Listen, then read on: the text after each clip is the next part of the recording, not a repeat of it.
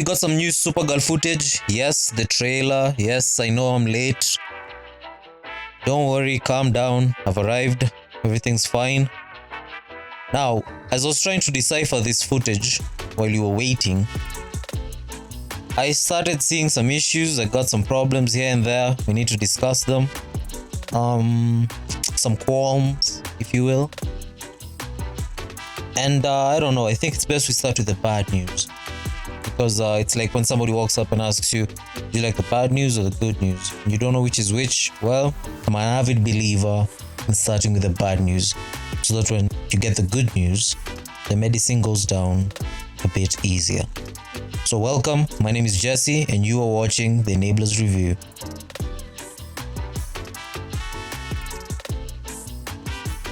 So let's just go straight and take a big chunk off the head of this snake called the DCU.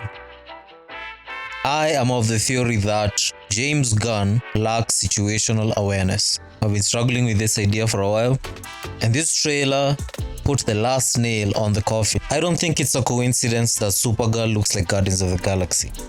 I saw it in Superman, some aspects of Superman. There's something wrong with the technology aesthetic. It's like there is no progression, which is a very sad thing because the technology of this film, according to the comic books and the references, should be light years ahead of what we see in this film. Granted, probably Craig Gillespie is just paying homage to his friend James Gunn by shooting Guardians of the Galaxy Part 4 as Supergirl. Now I know it's spilt milk, the movie's already made, fine. What can I do about it? But my main gripe is, going forward, is this something we're going to see again? I was genuinely tired of the Guardians of the Galaxy aesthetic by Guardians of the Galaxy 2. But by then, you'd have already accepted that this is how the universe looks like. As someone who's read Supergirl, Woman of Tomorrow a couple of times, one thing that strikes me the most is how the pages are so vibrant, so beautiful. And the key details in the illustrations of the technology, of the housings, of the world that's been lived in this comic book. And it's so amazing. And I know I know for a fact that that's one of the reasons that people love this comic book. Even a pale imitation of the illustrations on the comic book would have been passable or acceptable.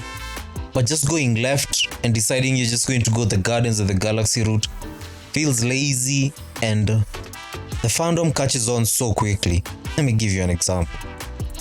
It's like, let's say somebody showed you some old, long lost footage and didn't tell you where it was from.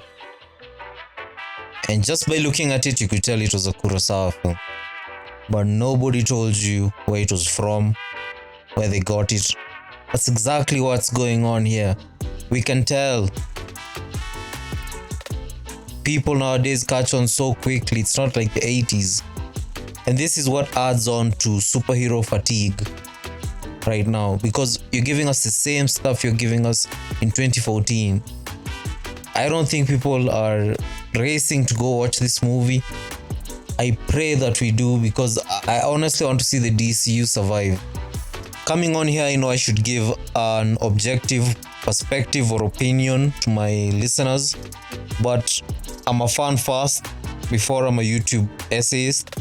And what I would like is for the DC to have its own look. I wouldn't like to see Hal Jordan flying up into space and going into Yondu's ship, because the DC chair is too lazy to come up with a new design for these movies. I mean, what's going on?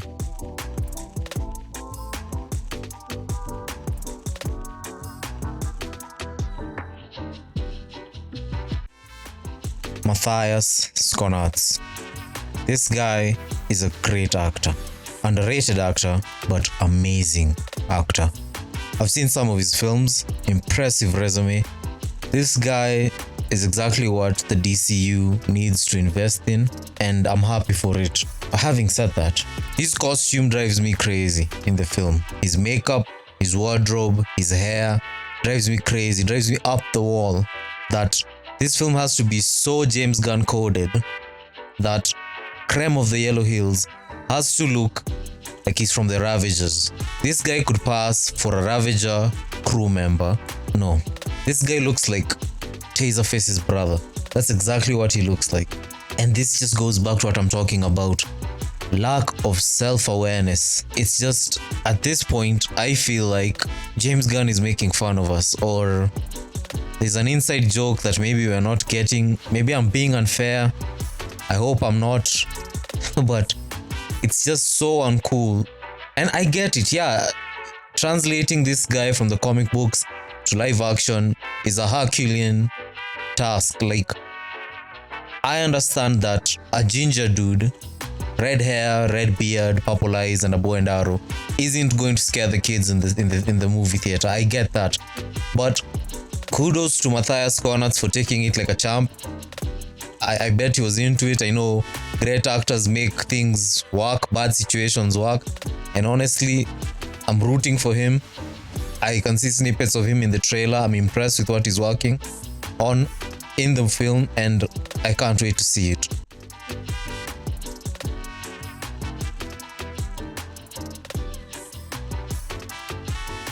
So if there's one thing that I'm not worried about in the DC universe, is Jason Momoa's commitment to characters. This man at a time was Conan the Barbarian. Now, it wasn't the best performance in the world, but he brought it home. And honestly, in every character is embodied, from Khal Drogo to fucking Baywatch to Aquaman to Minecraft, whatever he's going after, this man will bring it home. And honestly, it's kind of sad seeing people talk about him with the Lobo, saying that he's kind of chunky. I know he's wearing a crop duster. Maybe they're hiding a midsection there. There's something going on down there. Because traditionally, I guess Lobo does wear a biker jacket, the leather half coat biker jacket, you know, the Sons of Anarchy looking one. So that's besides the point. If we're talking about performance, this man will bring it home. He hits his mark every time. I just hope that we get a nuanced character in Lobo. We actually see facets of him that are recognizable from the comic books, from the animations. Something that we can relate to as fans, and not just a Jason Momoa performance, you know. Like, yes, he's one of the actors who actually acts as himself on screen. He doesn't really switch up all that much, but he brings it home. That's all you need to know. And with this, I think it'll be much easier, because it's one of the most throwaway castings that I've ever seen, because it's literally Jason Momoa. Lobo is Jason Momoa. Finding a guy who looks like that, I mean, it's like, even his skull looks weird. He looks like Lobo. That's what I'm trying to say. My honest problem is, even with the makeup, it's kind of iffy. It's kind of nyeh. Doesn't really look all that good. I don't know, they could have done something better with it. Am I seriously, I don't know, this video is trying to turn out like a James Gunn hate campaign or a smear campaign at him. Honestly, it's not. I'm just wondering what's going on at DCU, because I think Lobo has to be one of the easiest makeup processes to do. I'm not trying to be bleak or sound like an asshole. I'm just wondering, how do you mess that up? Like, and you can see it closely when you do like a zoom in at his face. You can see he has those like markings, like Drax the Destroyer type looking markings, and he looks kind of, it's just the makeup. The makeup throws it. I don't know how the teeth work. Maybe I'm particular about how I thought Lobo would look like, and that's not it. Even the hair is off, and he's got so much going on with his wardrobe. I don't know, it's just up in the air. I think there was a better way to do it. I think even Jason Momoa dresses like Lobo in his day-to-day. I mean, come on, let's be real. There could have just been an easier, simpler way to do it.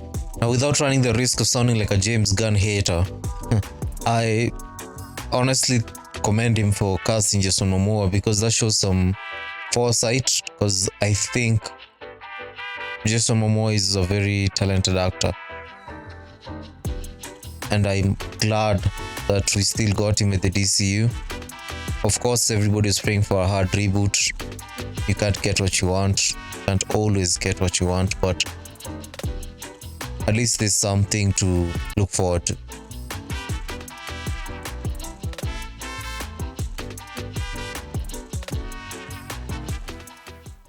I wish there was a lot I could say about Millie Alcock. Honestly, there isn't. Yes, she's a shoo-in for a great Supergirl performance, because you can tell by her long, extensive filmography that she takes her project serious, and I don't see how this will be any exception. And yes, she must have faced a lot of criticism, but honestly, this second trailer definitely lays out her acting chops, and which to me just alleviates all the stress that I had and puts all my worries to bed.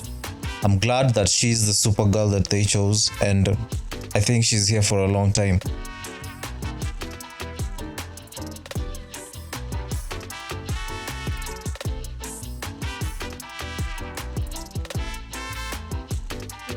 And I'd like to thank Craig Gillespie for giving us this shot of Crypto and Supergirl just playing fetch in space. So inspired, very comic booky. These are the type of things that make me feel like we're here for the long run, because if this is the type of stuff, because you never saw it in the DCU, random, just people living, and that's exactly what we need in this DCU. It's just people living their lives, like, it's exactly what we need. Superman catching a game, Batman scribbling something small like a drawing on his notebook. We just need these small details that just show us that these people are actually human and not gods or monsters, as it were. Supergirl is a major part of the comic books.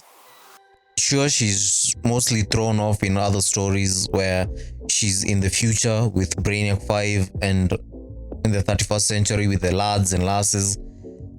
But while she's here in this timeline, before she kicks off this movie and she's in space, wouldn't it be interesting to just see her living her day-to-day life? A bit like a small montage of what her life is, her everyday life. Does she interact with other characters?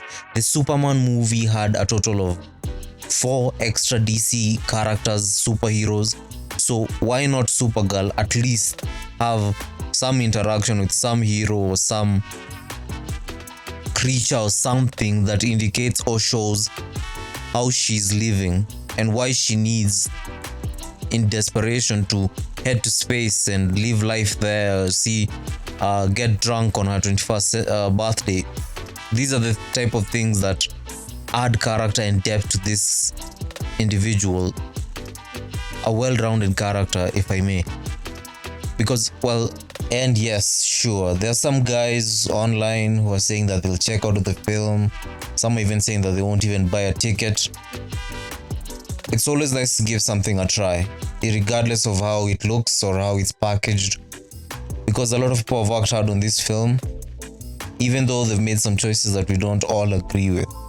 And I can tell Craig Gillespie is putting his best foot forward in this film. And honestly, I don't have a problem with him. He's done good films like I, Tonya, Dumb Money, Cruella. I know we'll be all the better for it. I mean, it's Craig Gillespie. This guy is no joke. So let's just wait for what he has. I know he's cooking. And we'll all be the better for it. My name is Jesse, and this was the Enablers Review.